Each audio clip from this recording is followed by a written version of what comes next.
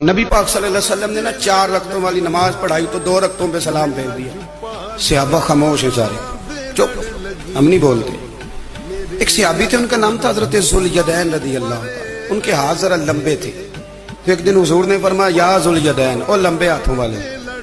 کوئی پوچھتا آپ کا نام کیا ہے, تو کہتے نام وہی ہے جو نبی پاک نے رکھ دیا. 2 ہاتھوں والے نام پڑ گئے.